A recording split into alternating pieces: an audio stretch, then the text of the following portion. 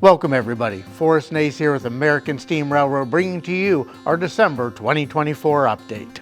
We've made exceptional progress this past month with the brick in the firebox and piping and valves up in the cab being installed.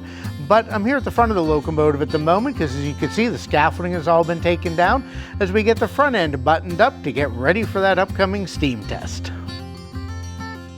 Well everybody, we're here with another major milestone, and that is all the beautiful brickwork has now been laid here inside of the firebox. We were glad to be able to utilize the Chimney Masonry Company out of Westlake, Ohio here, who came and spent about 4.5 days doing this work.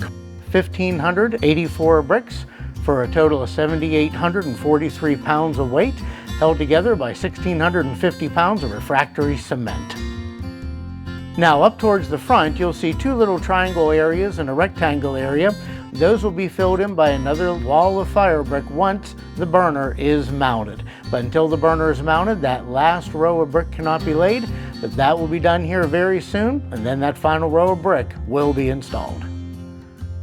Well, we're out here at the tender, and as you can see behind me, the oil bunker has now been set back in place.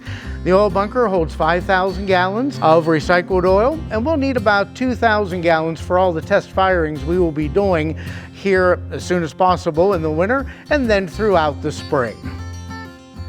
The other project we've been diligently working on here this past month is the piping, especially up here in the cab. And a decision was made to go ahead and replace all of the valves on the manifold as opposed to trying to rebuild and repack and lap the old ones. So we'll have all new valves as well as a firing valve to be utilized for the oil burning system.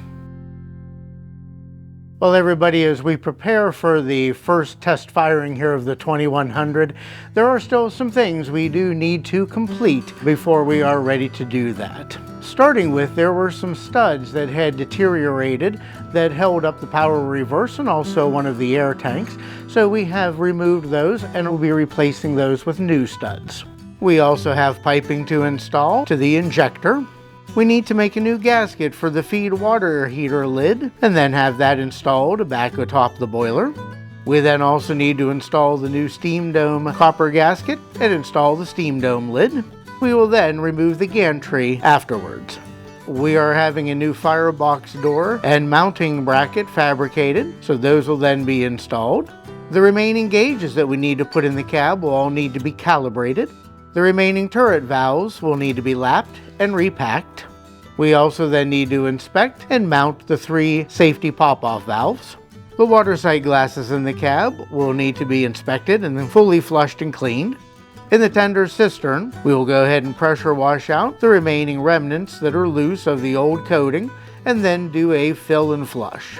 On the side access panels, we will make new gaskets and reinstall the panels.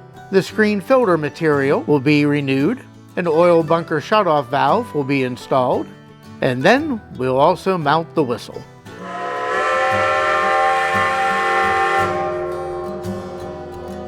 So everybody, those are the great accomplishments we've been able to do here these past 30 days due to the generosity of so many of you that have donated or bought items from our store. We hope that those donations continue to come in as we move towards getting that fire up done, as well as other projects that we need to now start to get on as well for the running gear. So that way, we not only after the test firing is done, we can complete those projects to get break and running done by the end of 2025. We want to thank our wonderful volunteers, our generous donors, our professional contractors, and our good friends here at the Midwest Railroad Preservation Society. We hope you continue to support us throughout the following year, so this amazing piece of history will once again be steaming down the rails. Thank you.